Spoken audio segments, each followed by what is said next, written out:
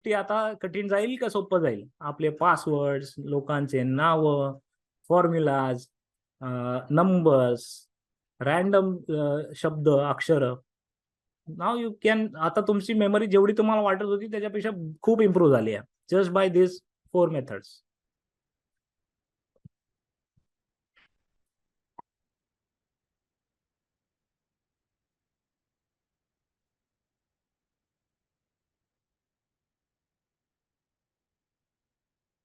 Very nice. आता आपण पुढच्या पार्टकडे जातोय, मेमरायझिंग नेम्स अँड फेसेस. लोकांची नावं आपल्याला शक्यतो लक्षात राहत नाही, किंवा फेसेस. जनरली फेसेस आपण विसरत नाही, नावं विसरतो. व्हेन आय से फेसेस, माणसाचा चेहरा कळतो, हा ओळखीचा आहे ते पण कळतो, पण त्याचं नावच आठवत नाही आपल्याला, बरोबर की नाही? व्हिज्युअल चांगले लक्षात राहतात, पण नाव जे आहे ते बोललं जातं ना,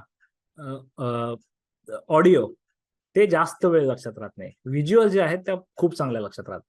ओके, सो त्याच्यासाठी सिम्पल टेक्निक्स आहेत. पहिल्यांदा फर्स्ट थिंग, जेव्हा कोणी तुम्हाला नाव इंट्रोड्यूस करून देतो तेव्हा ते ऐकल्यानंतर लगेच रिपीट करा. सिम्पल गोष्ट, लगेच रिपीट करा. Okay, for example somebody said hello I am Salil, तर तुम्ही लगेच उत्तर द्या, oh wow Salil, good to meet you. So तुम्ही काय करताय, त्याचंच नाव परत रिपीट करताय. First step. ओके, ऑब्व्हियसली ही स्टेप तुम्हाला लगेच जे आहे तुमच्या काय म्हणतात सेन्सरी मेमरी मधून जाते ना 3 सेकंदात गोष्ट, तसं होऊ नये म्हणून लगेच रिपीट करायची. Okay, listen and repeat.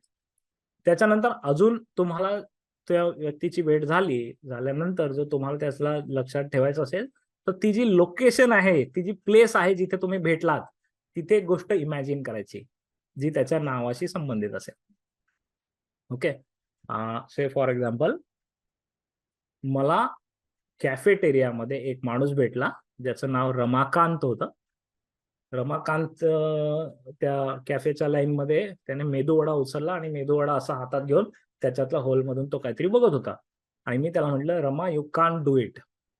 Me joke केला, म्हणजे काय केलं, Rama you can't do it, आणि स्टार्टेड लाफिंग. अशी मी एक स्टोरी स्वतःला सांगितली, Rama you can't do it. Ramakant, location लक्षात राहिली, तो काय करतोय ते लक्षात राहिलं. विचित्र गोष्ट आहे ना, एक मेदूवडा घेतला आणि त्याचा होल बघतोय, एकदम विचित्र गोष्ट आहे. कुठे लोकेशन आहे, कॅफेटेरिया. सो आता मला नेक्स्ट टाइम जेव्हा तो रमाकांत दिसेल, कुठेही दिसला तरी I will try and imagine. मला लोकेशन पहिली गोष्ट लक्षात राहते, प्लेस सगळ्यात महत्वाची आहे. सो कॅफेटेरियामध्ये भेटलेला आणि मी असा जोक केलेला, रमाकांत, म्हणजे याचं नाव रमाकांत. ओके, एक्झॅक्टली सेम नाही तरी जवळपास जाणार. उदाहरणार्थ सतीश नावाचा माणूस भेटला, तर तो तिकडे पत्ते खेळत बसला होता आणि त्याच्याकडे सगळे सत्ते आले होते. त्या सत्तेवरून तुम्हाला सतीश आठवायला मदत होईल. ओके, एक्झॅक्टली नाही तरी बऱ्यापैकी तुम्ही आठवाल त्याचं नाव. आणि लोकेशन महत्वाची आहे, आणि त्याच्या नावाशी संबंधित एखादा काय म्हणतात त्याला, एखादा किस्सा घडवा आणि तो लक्षात ठेवा. Make sense? नाव लक्षात ठेवण्यासाठीची पद्धत चांगली आहे का?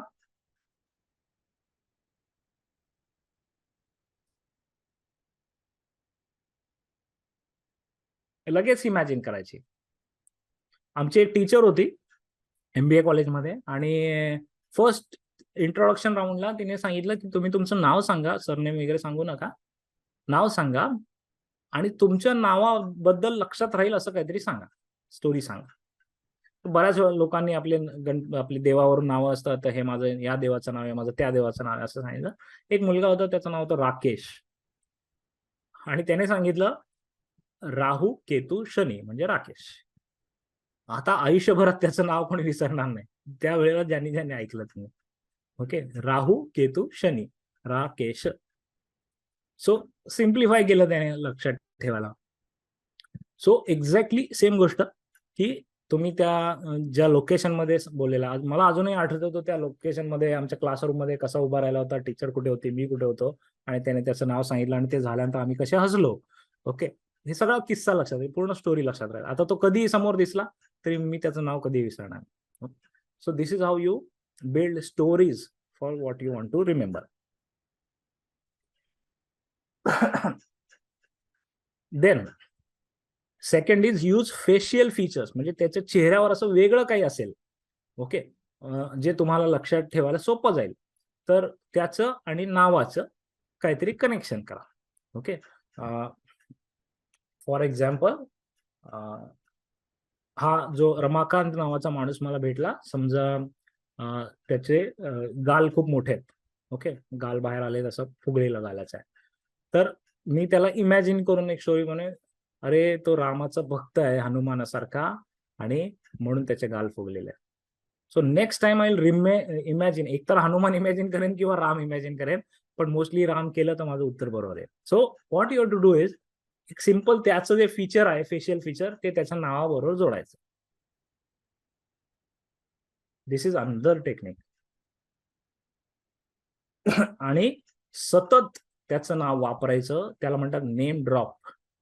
सतत त्याचं नाव कन्व्हर्सेशन मध्ये जिथे येईल, ईमेल करायची, त्याला मेसेज करायचा, हॅलो तुला भेटून मला खूप बरं वाटलं, मजा आली, नक्की भेटूया, कुठे राहतोस तू, अरे रमाकांत तू कुठे राहतोस, it was really nice meeting you. जिथे जिथे नाव परत परत वापरता येईल त्याला म्हणतात नेम ड्रॉप. ते टेक्निक जर तुम्ही वापरत राहिलात, 2-3 वेळा त्याचं नाव वापरलं, तर ते विसरणं कठीण कठीण होतं. ओके, बिकॉज तुम्ही वेगवेगळ्या व्हिज्युअल्स क्रिएट करता त्या व्यक्तीबद्दलच्या. एकदा तुम्ही प्रत्यक्षात भेटला, एकदा तुम्ही व्हॉट्सअप चॅट केलं, एकदा तुम्ही फोन कॉल केला, ओके, अशा प्रकारे. So start using name drop everywhere. तुमच्या कम्युनिकेशन मध्ये तुम्ही समोरच्या व्यक्तीचं नाव जितक्या वेळा घेणार, तितका वेळा तो व्यक्ती तुमच्या जवळ जाणार. एखाद्याचं मन जिंकायचं असेल तर कन्व्हर्सेशन मध्ये त्याचं नाव घ्यायचं. That is one of the best trick.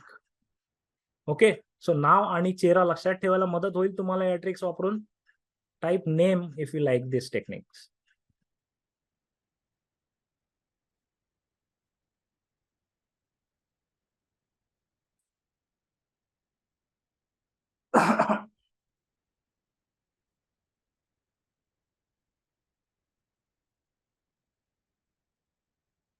Okay, आतापर्यंत आपण फक्त मेमरायझेशन टेक्निक्स बघतोय, रिट्रीवल टेक्निक नाही. होईल इथे कोणीतरी प्रश्न विचारला रिट्रीवल बद्दल, आपण अजूनपर्यंत तिथे गेलेलोच नाहीये. ओके, बरं शिकायचं बाकी आहे. तुम्हाला घाई नाही ना? Still I need around 40-45 minutes.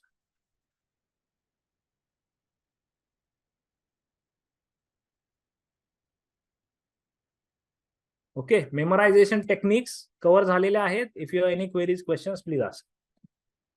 त्याच्यानंतर आपण रिकॉलिंग मध्ये जाणार आहोत.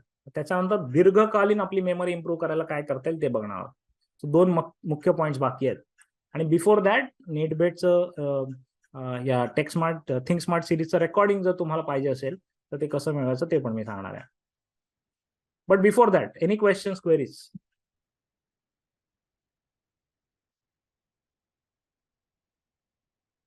क्वेश्चन नसतील तर नो टाईप करा किंवा कमेंट्स मध्ये विचारा, Q&A मध्ये नका विचारा.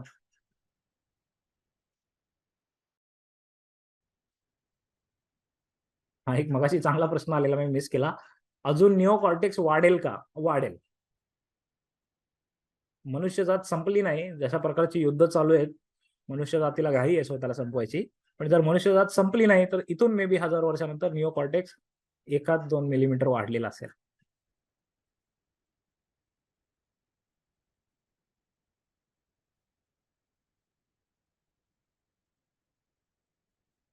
I will not be able to finish by 10.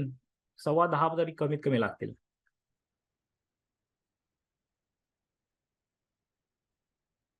आता तुम्ही मला वेगवेगळी नावं विचारू नका की ही कशी लक्षात ठेवू. मी टेक्निक सांगितले, use that technique, try to use that technique. Otherwise हजारो नावं आहेत, मी सगळी सांगत बसलो तर बाकीच्या गोष्टी होणार नाहीत आपल्या.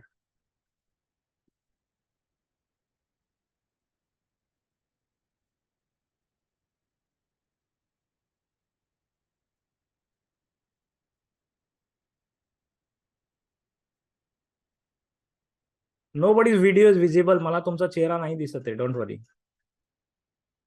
कोणाचाच नाही दिसत आहे. ओके, रिमेंबरिंग नंबर्सच्या मी बऱ्याच टेक्निक तुम्हाला सांगितल्या ना. पहिल्यांदा त्या नंबरला सेंटेन्स मध्ये कन्वर्ट करा, किंवा पिन कोड जर लक्षात ठेवायचा असेल तर त्याचा एक फ्लो लक्षात ठेवा, त्याच्यातून कुठली इमेज बनते ती लक्षात ठेवा. व्हिज्युअलायझेशन, जसं आपण नक्षत्रांचं उदाहरण घेतलं होतं. ओके, ब्रेन सेल्स इम्प्रुव्हमेंट बद्दल मी शेवटी, जे आपण इम्प्रुव्हिंग मेमरी आहे ना त्याच्यात बोलणार, ब्रेन सेल इम्प्रुव्हमेंट बद्दल काय करायचंय. स्मार्ट डिव्हाइसेस बरोबर निओ कॉर्टेक्स श्रिंक होणार नाही.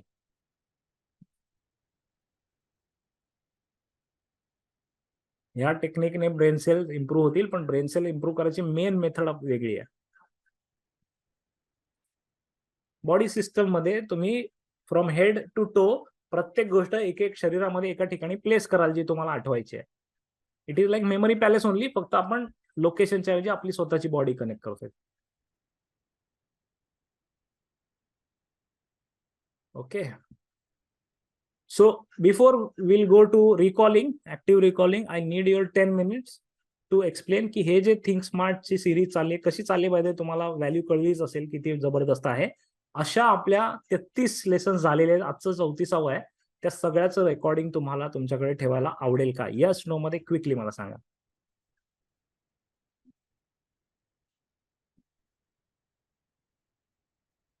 Very nice, thank you. So I will stop sharing this. Go back to another screen. इथे मी आहे गुगल क्रोम. या घड्यात 9:54 वाजलेले आहेत. I need at least 15 to 20 minutes मोर. आणि त्याच्यानंतर आपण क्लोज करू शकतो. ओके, सो आपण लक्षात ठेवण्याच्या टेक्निक खूप साऱ्या बघितल्या. आता आपण जाऊया विसरण्याच्या टेक्निककडे. ओके, बाय द विसरण्याची कुठली टेक्निक नाहीये, पण विसरणं हे लक्षात ठेवण्यासाठी महत्वाचं आहे. आणि जसं मी तुम्हाला सुरुवातीला सांगितलं ना, सेन्सरी मेमरी आहे. खूप साऱ्या गोष्टी आपलं डोळे कान कलेक्ट करताय. ती जर सगळी ठेवायला सुरुवात केली ब्रेननी, तर ब्रेनची कॅपॅसिटीवर प्रॉब्लेम होईल ना. त्याच्यामुळे विसरणं हे खूप महत्वाचं आहे लक्षात ठेवण्यासाठी.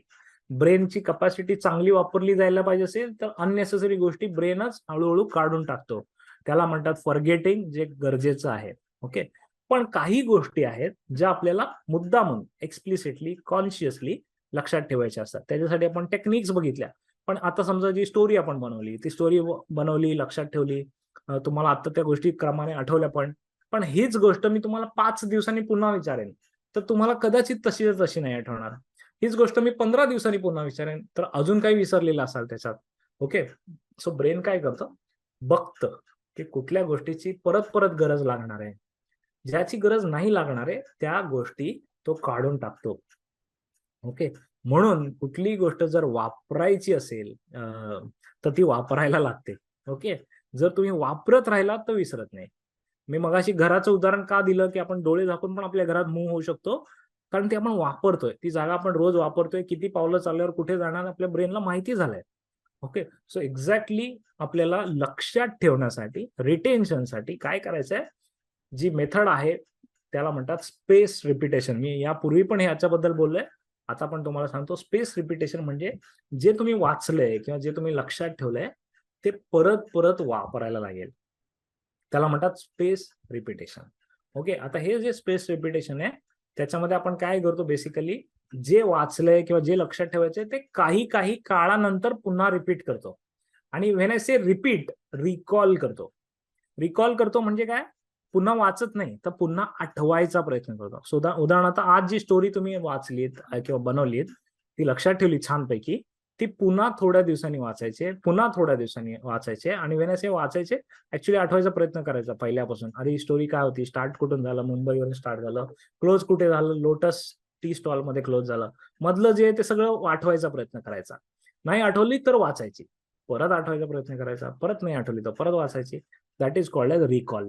ओके, आणि ह्याचा पूर्वन फॉर्म्युला हा आहे 1 7 16 35. म्हणजे काय, आज तुम्ही जे शिकलात लगेच उद्या रिपीट करायचं डे 1 ला.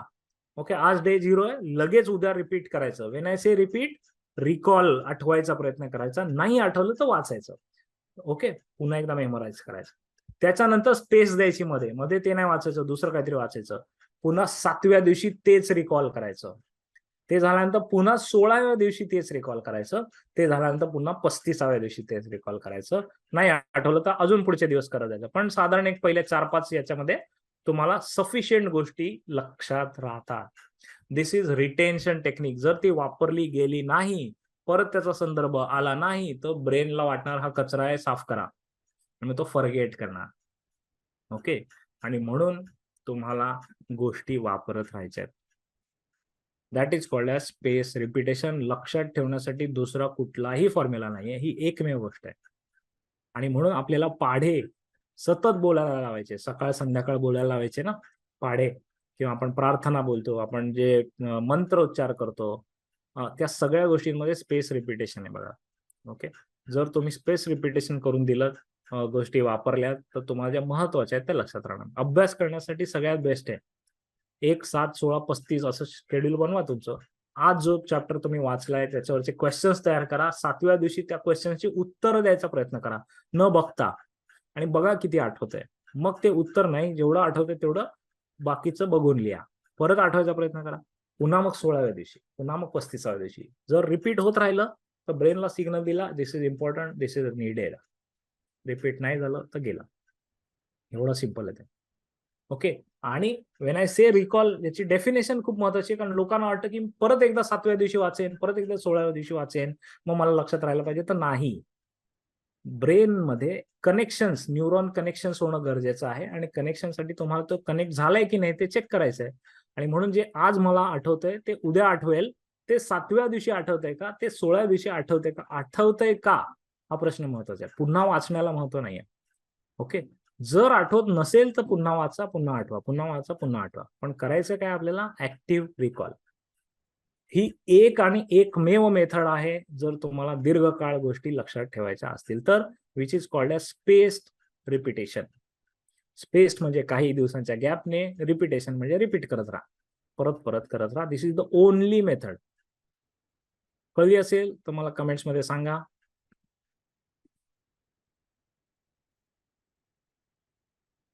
आणि दिस इज द ओनली मेथड. तुमच्या मुलांना हेच करायला सांगा. रोज घोकमपट्टी करून काही फायदा नाही आहे. He or she is wasting their time.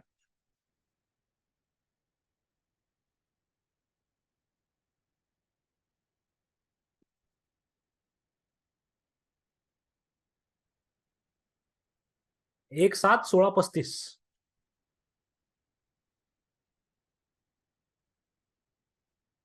Forgetting he automatic process, आपल्याला काही करायला लागत नाही. जी गोष्ट आपण वापरत नाही ती विसरली जाते.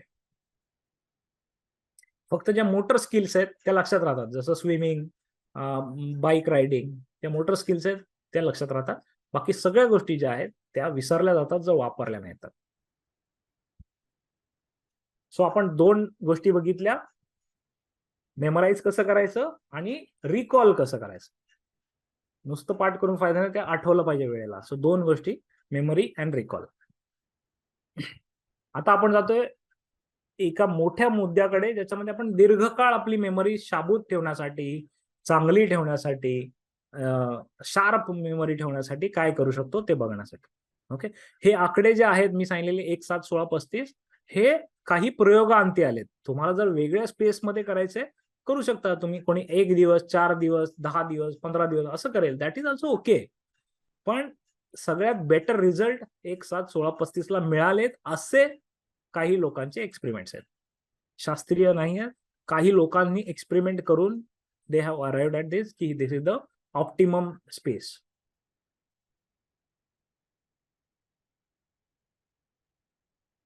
ओके, सो जाऊया पुढच्या इम्प्रूव्हिंग मेमरीच्या नेक्स्ट पार्टकडे.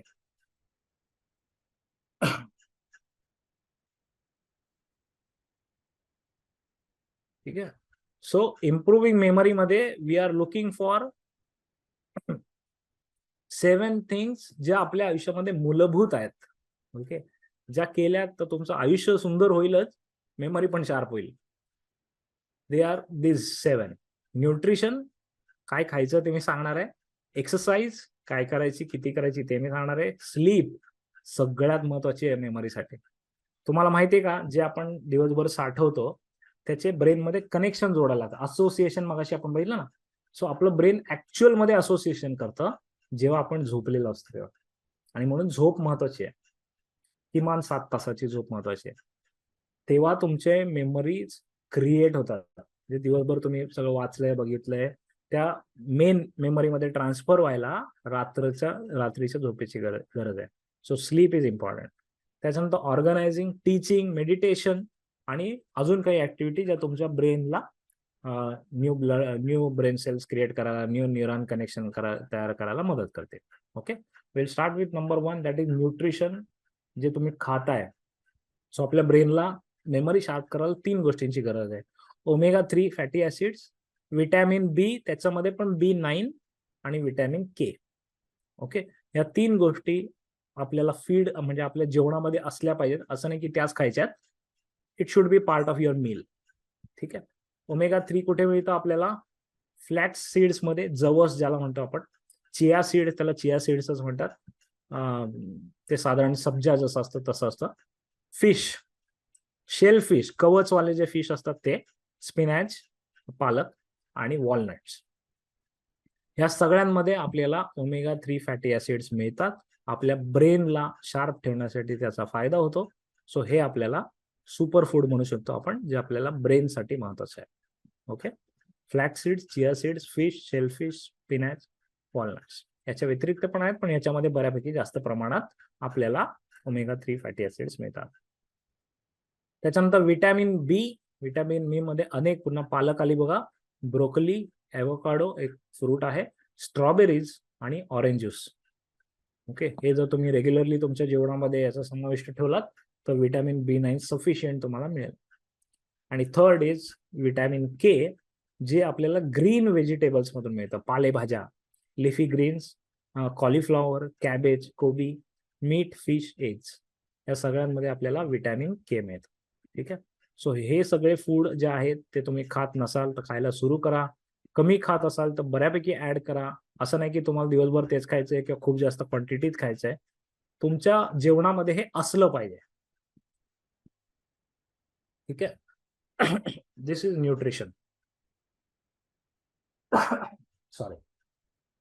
एन टाइप करा quickly so that we will move to next part.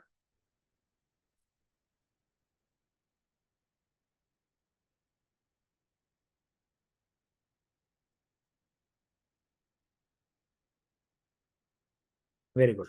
So after nutrition we go to second most important thing, that is exercise.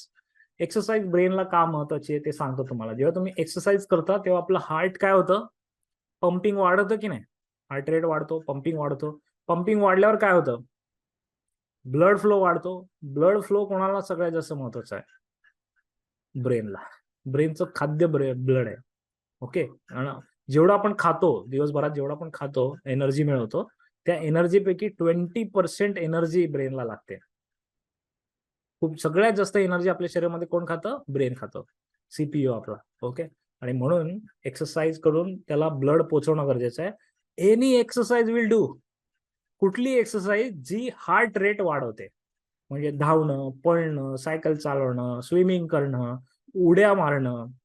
Okay, जिथे हार्टबीट्स वाढतील, हार्ट रेट वाढेल, अशा सगळ्या exercise ब्रेनसाठी महत्वाच्या आहेत. किती? कमीत कमी 7 ते 10 मिनिटं per day, 7 to 10 days per day. Okay, एवढं सिंपल आहे हे. देन कुठली एक्सरसाइज ज्याच्यात दम लागेल तुम्हाला, ओके, हार्टबीट वाढेल अशी कुठली एक्सरसाइज.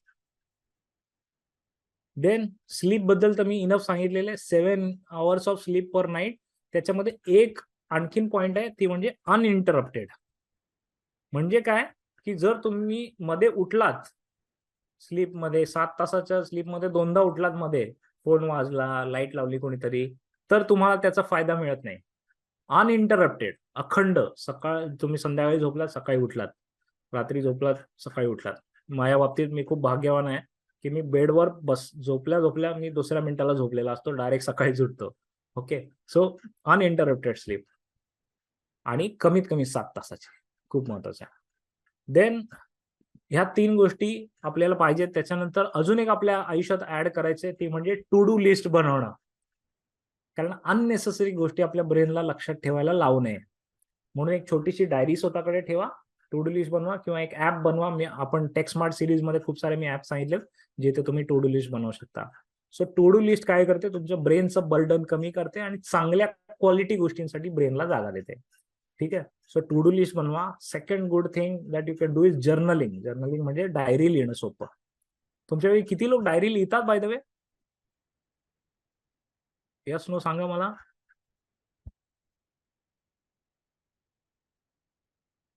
बरेच नो आहेत. डायरी लिहिल्यामुळे स्पेस रिपिटेशन होतं बघा. आपण ती डायरी रॅन्डमली वाचली ना तर बऱ्याच गोष्टी आपल्याला पुन्हा ब्रेनमध्ये स्ट्राईक होतात. मग परत पुन्हा काही दिवसांनी वाचली तर पुन्हा स्ट्राईक होतात. ठीक आहे. सो स्पेस रिपिटेशन पण होतं. डायरी लिहिल्यामुळे तुम्हाला त्या मेमरीज व्हिज्युअलाइज करता येतात पुन्हा एकदा. जेव्हा तुम्ही लिहत असता तेव्हा. सो ब्रेनला सेकंड अटेम्प्ट मिळतो त्या पूर्ण विचार करायचा त्याच्यावर. एक सेशन मी घ्यायचा विचार करतोय जर्नलिंगवर, असं थिंक स्मार्टचं. तुम्हाला चालेल का? की एकदमच बेसिक टॉपिक आहे, नको घेऊ? डायरी का लिहायची, कशी लिहायची, त्याच्यासाठी फॉर्मॅट काय आणि ऍप्स कोणते आहेत, डिजिटल डायरी कशी लिहायची, सगळं त्याच्यात कव्हर होईल. जर तुमची इच्छा असेल तर मी तो पुढच्या आपल्या मंथमध्ये जर्नलिंगवर घेईन टॉपिक. ओके, घेईन. ठीक आहे. पण जर तुम्ही डायरी लिहायला सुरू केली, स्ट्रेट इम्पॅक्ट तुमच्या मेमरीवर आहे. ओके.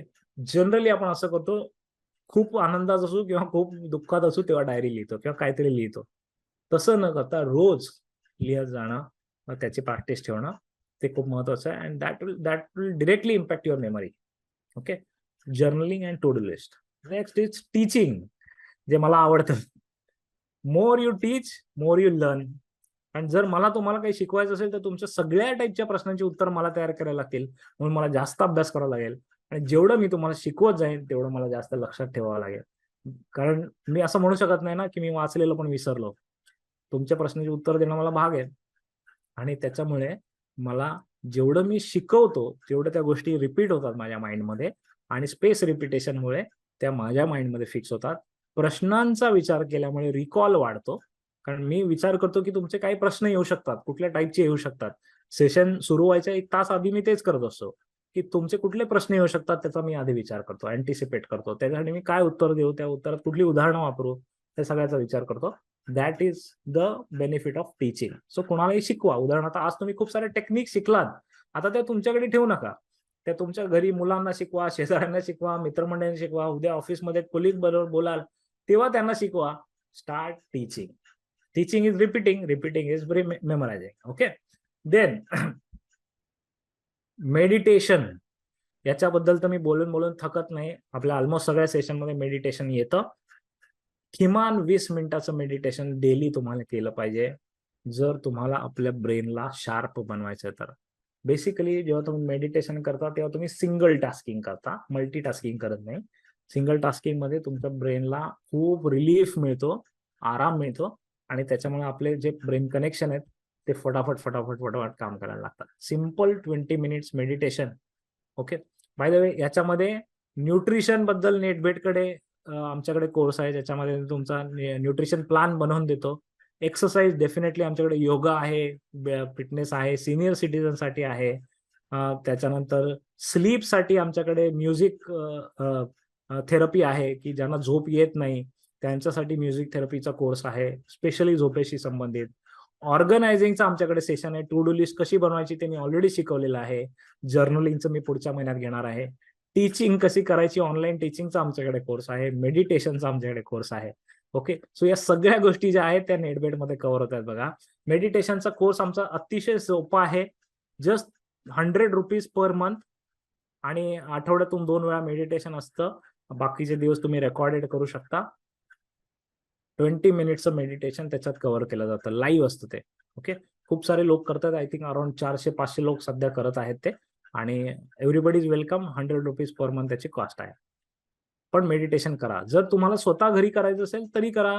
कानामध्ये एखादं मेडिटेशन म्युझिक लावा आणि सुरू करा. थोड्या दिवसांनी ते म्युझिक पण काढून टाका आणि कम्प्लिटली शांत मनाने स्वतःवर फोकस करा. That is meditation. इतका दुसरा कसलाच फायदा नाही आहे. कसलाच फायदा नाही. Meditation is the most important thing. Okay.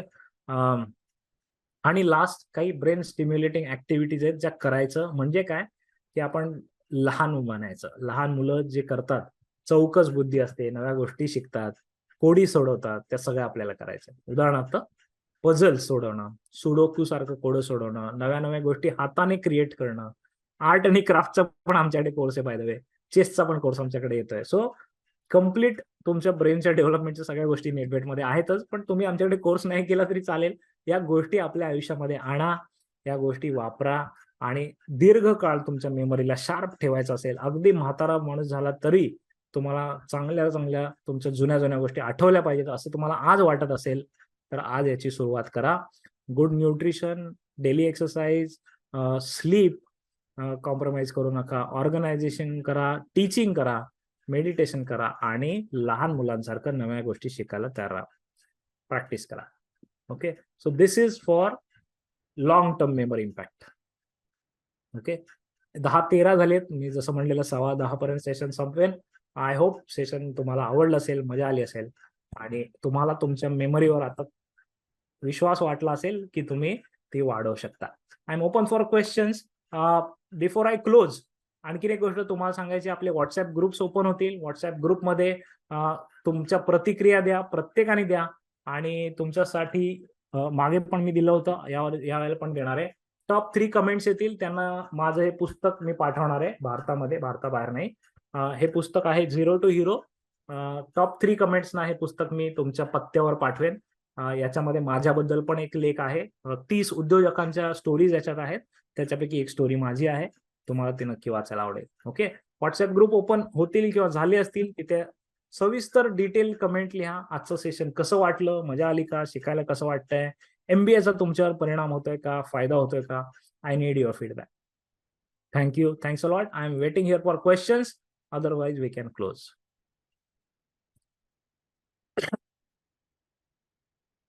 मेडिटेशनची link मी इथे देतोय, सोपी लिंक आहे, salil.pro/meditation. ओके, कमेंट मध्ये दिलेली आहे बघा मी, salil.pro/meditation.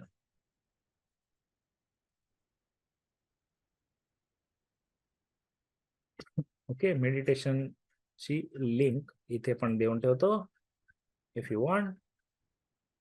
आपल्या मुलांवर ओरडायचं बंद करा आणि हेल्प करा त्यांना to memorize more, to study better.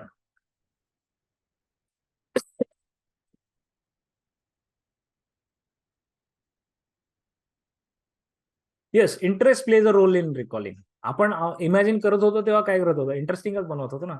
ज्या गोष्टीत आपल्याला इंटरेस्ट नाही त्या गोष्टी आपण असेच विसरणार.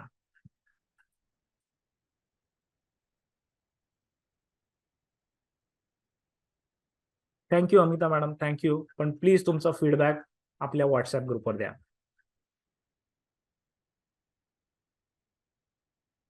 मायक्रोसॉफ्ट चे टूल्स वापरून मला आता भरपूर जमाना झाला, मी आता आउटलुक वगैरे वापरत नाही.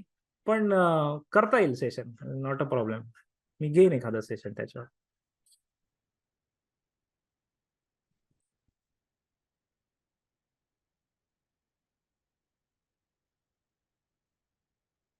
मेमरी मोजण्याचा अजून तरी काही परिणाम निघालेला नाहीये.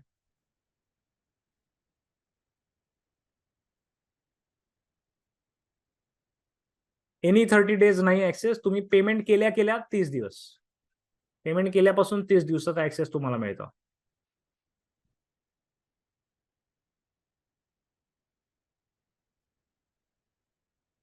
मेडिटेशनची लिंक इथे दिसते स्क्रीनवर तुम्हाला. टाईप करा, नंतर ग्रुपवर पण मी सांगेन पाठवायला ही लिंक. दिवाळी नंतर ही ऑफर नसणार.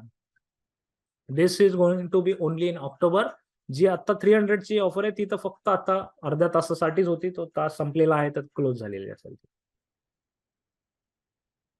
दिवाळी नंतर ही ऑफर नसणार. इनफॅक्ट ऑक्टोबर नंतर विल स्टॉप सेलिंग कम्प्लीट MBAचं पार्ट आणि will start talking about new MBA पुढच्या वर्षीचं. चेसची बॅच मोस्टली डिसेंबर पासून सुरू होईल.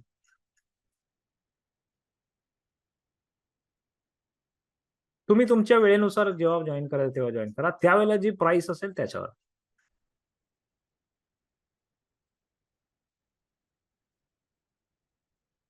चेसचा क्लास डिसेंबर मध्ये आहे.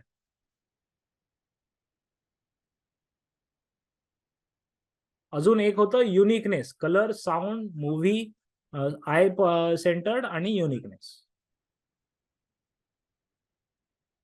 मागचे गिफ्ट पाठवून पण झाले, 3 जणांना पाठवलेले आहे.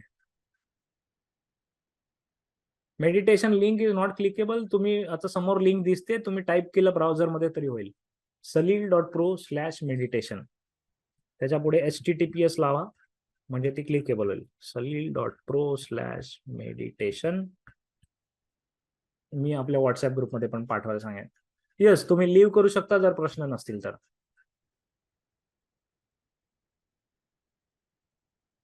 झिरो टू हिरो बुक सध्या तरी माझ्याकडेच अवेलेबल आहे, अजून ऑनलाईन नाही आहे ते. त्याच्या ज्या इनिशियल कॉपीज होत्या त्या संपल्या, दुसरी प्रिंट अजून बाकी आहे घ्यायची.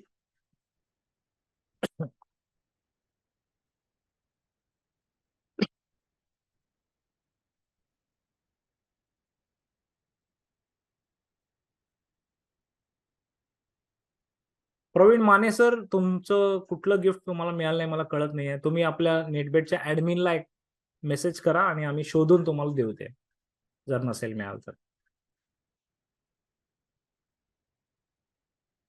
नवीन एमबीएचा ऍक्सेस वेगळा असणार आहे. जसं मी सांगितलं, हा एमबीए जो आपलं ह्या वर्षाचं व्हर्जन होतं, डिसेंबर 2023 ला संपतंय कम्प्लिटली. जानेवारी पूर्ण महिना मी सुट्टी घेतोय. फेब्रुवारी पासून आपण पुन्हा सुरू करणार आहोत. That will be next version, आणि ते तुमच्या आत्ताच्या एमबीए प्लस मध्ये नाही आहे. त्याचा विषय पण वेगळे असणार आहेत, सिरीज पण वेगळ्या असणार आहेत.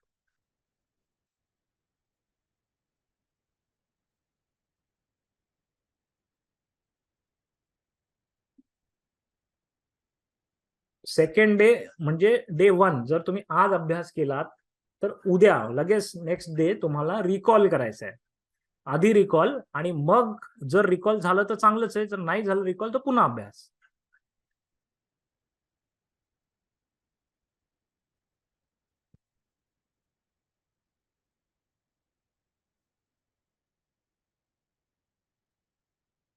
जर तुम्ही 12 मंथचे एकत्र पैसे भरले तर तुम्हाला इफेक्टिव्ह प्राइस 166 आहे.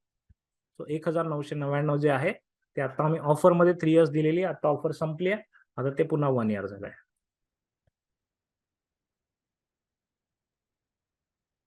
ओके, नाही अजून झालेलं नाहीये. So do it by that time, नंतर ते क्लोज होईल. Okay friends, so I hope तुम्हाला हे सेशन लक्षात राहील, तुम्हाला मी लक्षात राहील, आय होप सो. आणखीन काही वर्षानंतर तुम्हाला एखादी महत्वाची गोष्ट, युजफुल गोष्ट लक्षात ठेवण्यासाठी याच्यापैकी एखाद्या टेक्निकचा उपयोग होईल. असं जर झालं तर मला खूप बरं वाटेल. आणि तुम्हाला नेमकं कुठल्या मेथड्स आवडल्यात, कुठल्या मेथड्स तुम्हाला वापरून फायदा झाला, ते मला नंतर कधीतरी भविष्यात नक्की कळवा. नेटबेटच्या फेसबुक चॅनलला किंवा युट्यूब चॅनलला फॉलो करा. तिथे आमचे बरेचसे व्हिडिओज, कंटेंट येत असतं. जेवढे मी लाईव्ह देतो त्याच्यापेक्षा पण जास्त तिथे येत असतं. So keep in touch. जर जेवढे तुम्ही माझ्या टच मध्ये राहाल तेवढे आपण एकमेकाला लक्षात ठेवू. Thank you. All the best. Bye bye and good night.